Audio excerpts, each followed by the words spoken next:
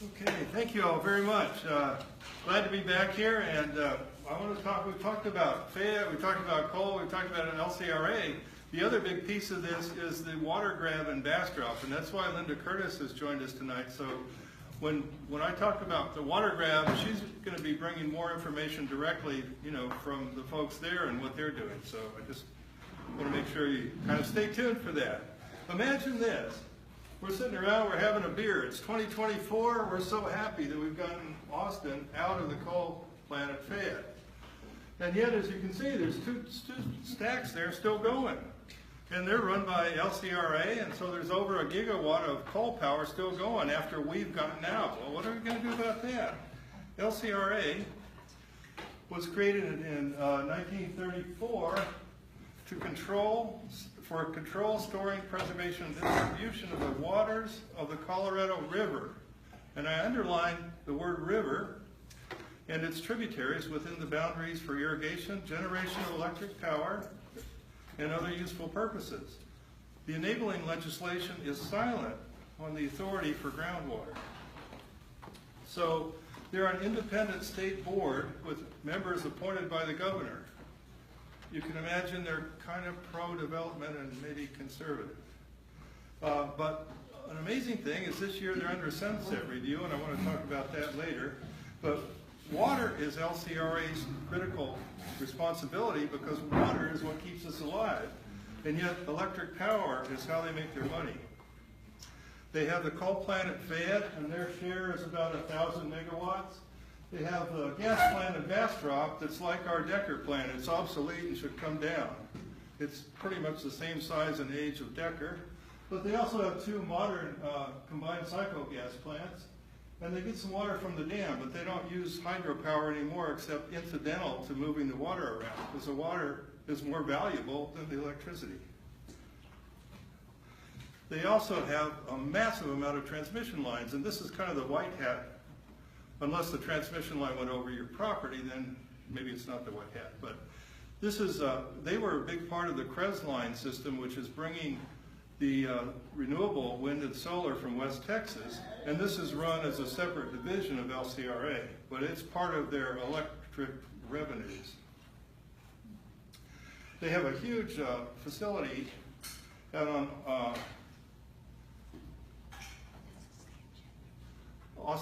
Lake Austin Boulevard, and that's where they have their board meetings and their offices and all that. It's so they're an integral part of Austin, and yet they're kind of out on the side. We've got a lot of links with them in energy, in water, in different real estate properties.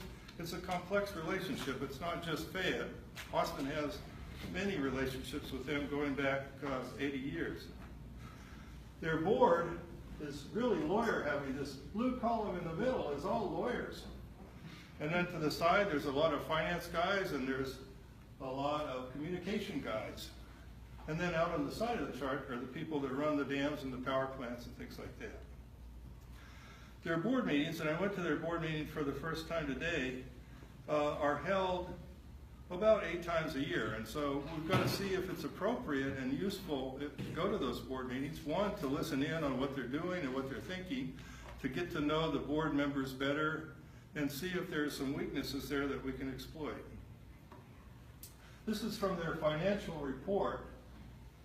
And what it says is that one of LCR's major customers is approximately 25% of their total revenue, and 2 others are 11%. So that's 47% concentrated in 3 customers. So if you're looking at how can you influence them, that's a pretty concentrated amount of customers.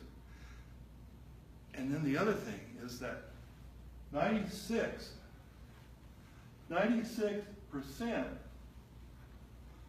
of LCRA's revenue comes from electricity.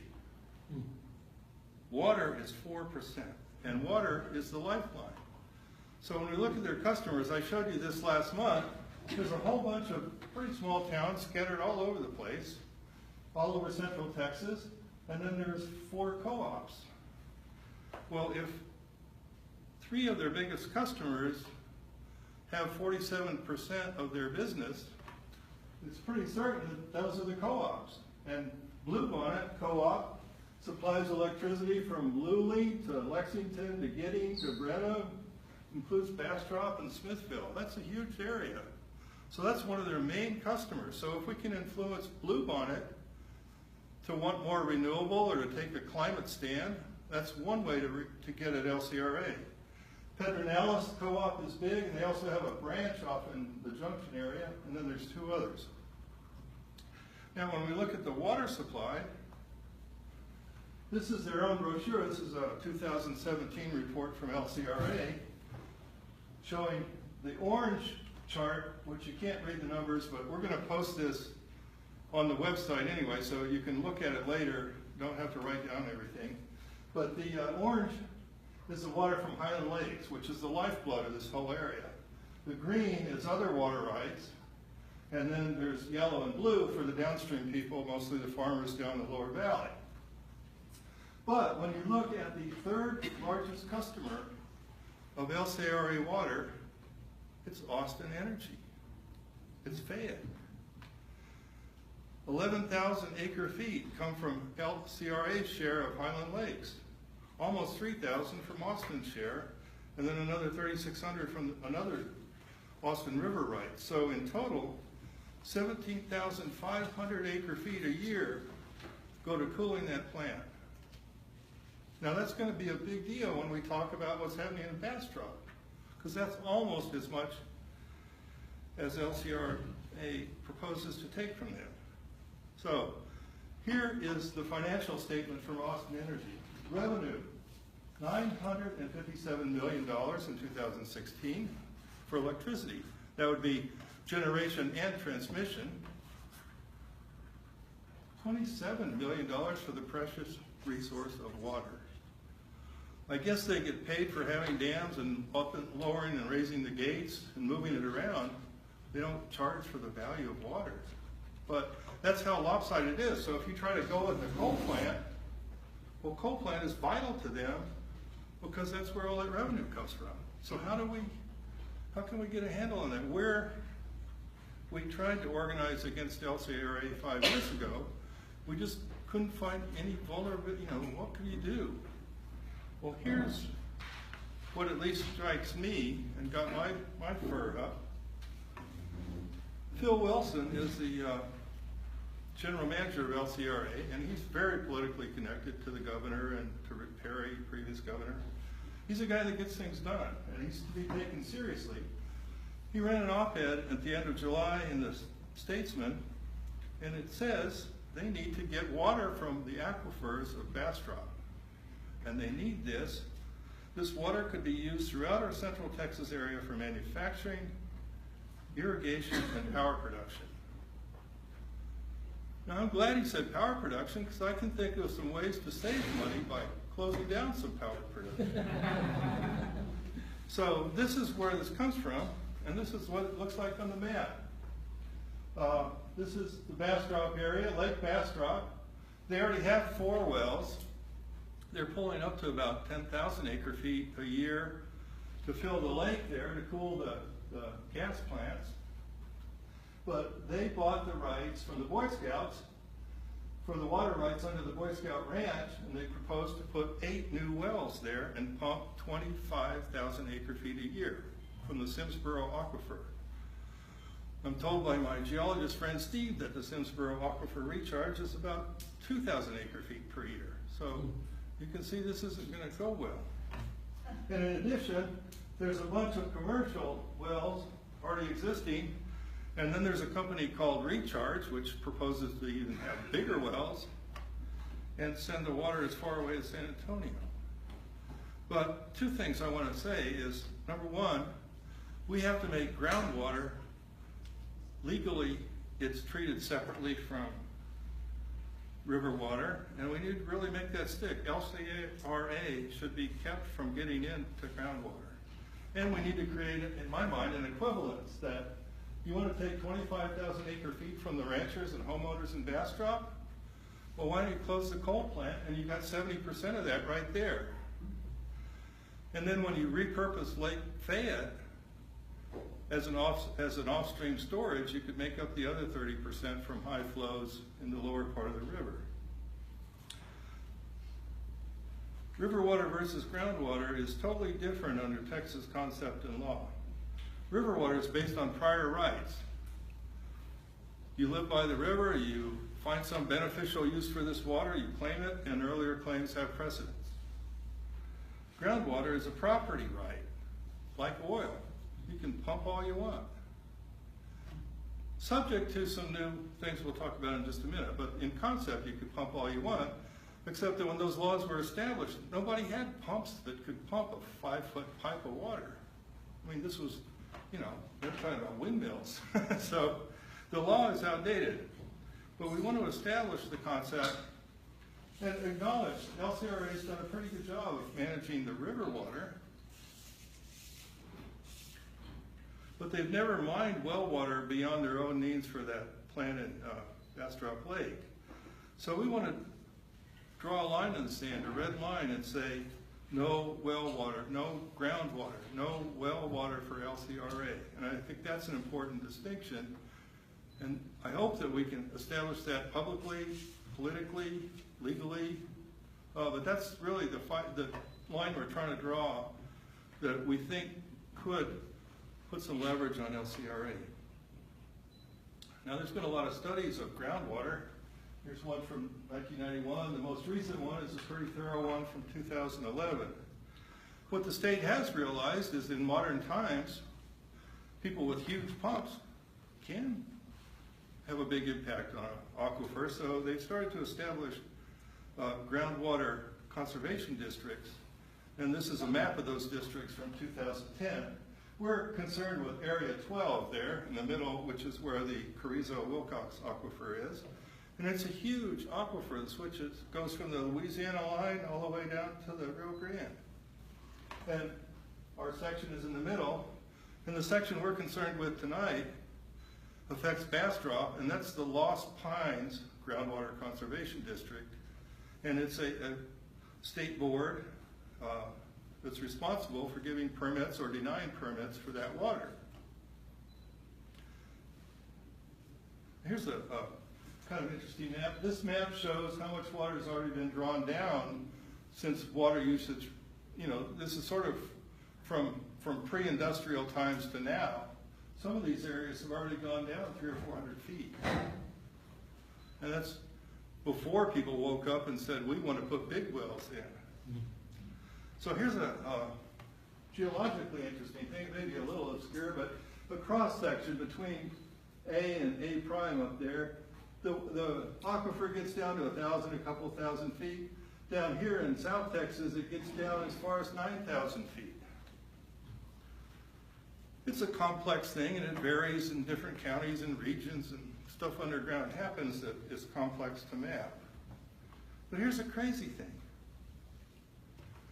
The Railroad Commission, which has nothing to do with water and doesn't seem to care much about water, is on the verge of granting permission for people in Fayette County to pump waste oil water into the aquifer at a depth of 9,000 feet. Now, if you go back to here, that aquifer goes another 9,000 feet. If you pump oily old water in there, does water rise? How long is it going to take? I mean, it's going through sand, so it's not fast, but that water is going to contaminate the aquifer. And yet, the Railroad Commission seems to think that's okay.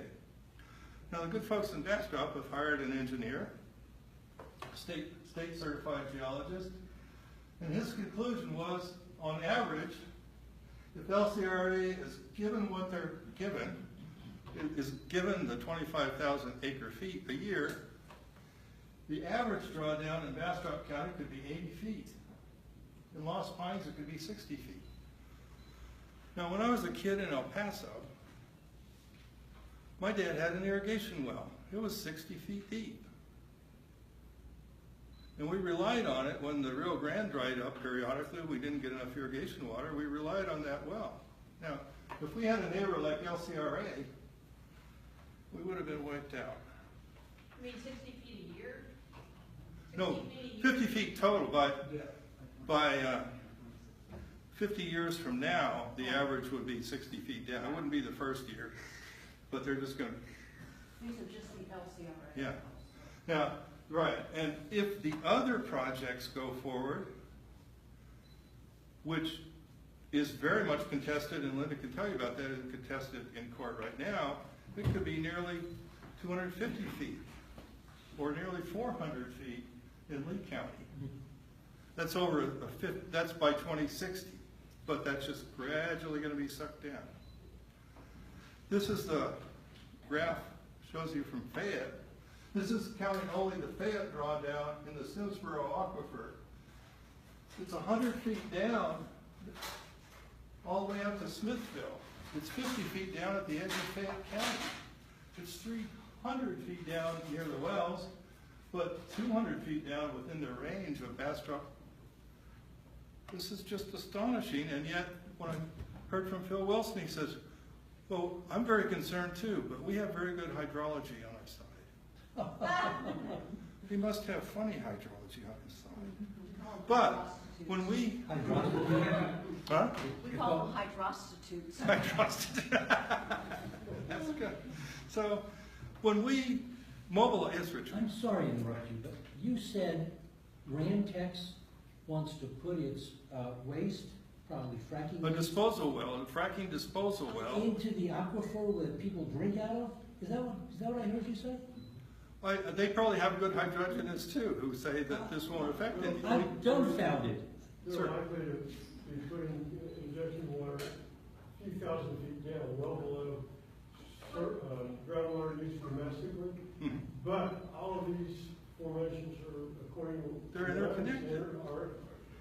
are in communication with each other. Yeah. What there hasn't been a lot of research on is I'm Kristen, by the way, this is my first time coming here. Welcome. Thank you. The research hasn't been, really thorough on the difference between the saline versus the, less saline, waters as it is connected throughout the aquifer. So if you inject into one area, how much does that affect? Like your Well, according to the Bureau of Economic Geology studies that they've done in the Bastrop County area, the formations are in contact or communicate with each other all the way pretty much to the surface from the center. That's what they said. Yeah. And that means that if you put, I don't know, you're talking about injecting oil Which is injected under very high pressure, which will spread up. in the Bastrop area, in Bastrop County? No, in Fayette, which is Oh, in Fayette the County? county away, yeah. Yeah, that's deeper there because it's dipping in that Right. direction, so it can easily affect. It can migrate up. It'll migrate up, Yeah. it'll take longer. It's the craziest thing I ever heard of. Well, you think the Railroad Commission and the Water Commission talk together? Yeah. Another issue you all should be concerned about is earthquakes. I'm from Oklahoma. I've lived there my entire life, and I never experienced an earthquake until 2011 when fracking became Ubiquitous. common. And they're terrifying. It's bad for infrastructure, it's bad for homes, bad for a lot of things. Caroline and Elise, by the way, keeping manager to track stuff in. Nice meeting you, my first time here. And there are numerous faults, there are old growth faults. Oh, yeah. That were formed during deposition, but they could be activated. So, I don't know, fracking affects, but how long those faults. Yeah. But Yeah, well, the CEO of Fayette Energy has come out and publicly said that injecting wastewater into the ground does cause earthquakes. It's not really an argument anymore. Guys, this is a great discussion, and we need a great discussion. Maybe if we can hold those, write those Yeah. questions down. Yeah. We don't want to miss them. Let me- But if we could, we could let Al proceed to the end of his, and then Linda, be able to talk Yeah. about. When we try to organize for 350, we talk about pillars of support. And, when we've talked about to Austin Energy, we go to the Electric Utility Commission, we go to the Resource Management Commission, they go to the EUC, they go to the council, that's the decision maker. It's either done or not done, it's easy. LCRA has a trillion moving parts, and some of them will be impenetrable, some we might find some allies, some we might find some wiggle room in a way that we can change decisions. So this is just a long list of the pillars of support, and the areas of contact that we need to make to even begin this discussion. The electric co-ops are a big deal, and I haven't personally, but people have talked to Bluebonnet and Pedernales in the past, and we try to build an allied relationship there. The rural towns and cities, they're important to LCRA. An angry city can raise a big stink. Texas Senators Watson and Colkhurst, and I'll show you a map in a second, are influential people there. Watson has been involved in this in a long time. And there's also a Texas Rep, Cryer, who covers that area. The county level, Bastrop Judge Pate. It's Poppy and it's Syriac, by the way. Oh, okay, Not sorry. Crier. Everybody calls him Crier, but it's Syriac. Syria, thank you. Judge Pate, I don't know where he stands on this, but I know he's been very engaged in it. I just don't know, I don't have a read on it, but maybe you could tell us. And Judge Fisher in Lee County has been very active against the water grab, so he's very much of an ally. There's also county commissioners in both counties that are important. District Judge Carson Campbell is the one who has said, wait, landowners do have a right, whether or not they have a competing well in the ground, simply having the land, they have a property right for the water under their soil. And if that's diminished, that's important, and therefore they need to be heard and have standing in the case against this. So he seems to be an ally. There's judges and commissioners all over the place involved. This is the state Senate map. You can see Watson is our senator in Travis County, but he's also all of Bastrop County. So I don't know where he stands. I haven't hooked up with him yet, but he's an important contact. And Judge Colkhurst in 18, I have no idea. I have no idea, but I can tell you that stuff. Linda will tell us. The House map, what's the name? Say it again? Syriac. Syriac. Okay, he covers the entire area, so they have one representative that pretty much covers the area that's affected here. Other pillars of support and challenge. Phil Wilson, the general manager of LCRA, I think he's going to be a tough one to crack. He has no intention of either backing down on the groundwater or closing Fayette. But there's LCRA board members. Are any of them interested? Don't know. Former LCRA employees. Texas Commission on Environmental Quality. I usually dismiss them, but they're important because LCRA has to get their water plan approved through TCEQ. And Senator Watson made a big stink about it 4 years ago and made him redo it. So there's some leverage there.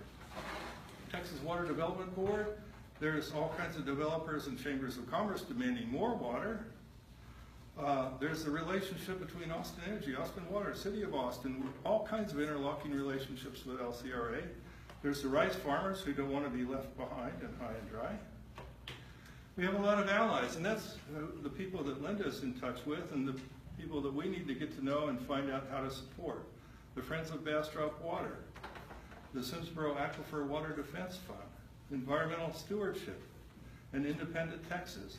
Those are all folks working really hard in Bastrop and have been for a long, long time. This is not a new issue to them. So we just have to meet them and find out where can we help them, where can we be of the most value. There's also political candidates, Mike Siegel, Kirk Watson, and others running for office now. Perhaps they can grab onto this issue and bring it to the forefront. Media, Austin media, but also local media. Every town has a local paper, and those are important. Those are read very much. So we've got just a lot of ways, and it's bigger than any one person can deal with, all these possible ways of attack. But a lot of folks out there. So, possible actions. Engage with leaders and organizers in Bastrop and Lee area. Attend a public hearing. There's a public hearing scheduled the 25th and 26th in Bastrop about this water suit that they have, and we have to find out how to help them. Was overwhelm them with people, or don't, or help them behind the scenes. Ask Linda about that. Engage with LCRA Water Management Plan, which is in the update process right now, and it's very critical to them to get passed. Media campaign. Engage with state senators, plan events that could gain coverage, hold public education seminars where we can explain this issue to the wider environmental community in Austin and try to get more of our Austin allies on board with helping out. Engage with the Sunset Review Commission. And I'll talk about that in just a second. The timelines, there's the LCRA board meetings today and tomorrow, the Bastrop hearing, there'll be LCRA board. 26th, by the way, it was settled for the 26th. Oh, is it? Okay, thank you. 26th. Board meetings at LCRA, water management review plans, and the election's an important date in all of this. I talked about the Sunset Commission. In Texas, every state commission or body is reviewed by the legislature periodically to see if they should continue with with what they're doing. Are they helping the citizens of Texas? Are they efficient? Should they be thrown out of business? Should they be canceled? Should they be encouraged? And nobody's going to close down LCRA. That's really not the point. But the point is it gives a review process where public input can be very critical. And they have already published, and it's online, their own self-evaluation. But there'll be a public hearings December 12th through 13th at the legislature by the Sunset Commission to hear public testimony about LCRA and their failings and their good points. So there's opportunity there. There's also an opportunity to submit written comments before then, and then in January they'll render an opinion, which will probably give them advice. But one bit of advice I would like them to give them was no groundwater. Now, can we make that stick by then? I don't know, but that would be something the Sunset Commission could do if we could find the political will, and Senator Watson is on that commission. So the bottom line, LCRA should manage Colorado river water. They should not be mining Bastrop well water. And we should close Fayette and save the amount of water that would be coming out from Bastrop. Now, I try hard to live up to my kids who are great environmental examples, and my daughter's a good writer. And in her recent blog, she put in a prayer, and that looks like this. Don't ask for the thing you worry about to go away. Ask for the strength to face it. And this is going to be a big campaign, but I'm in with Catherine. So thank you all very much.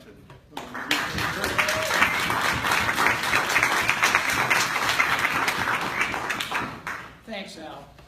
I'd like to turn it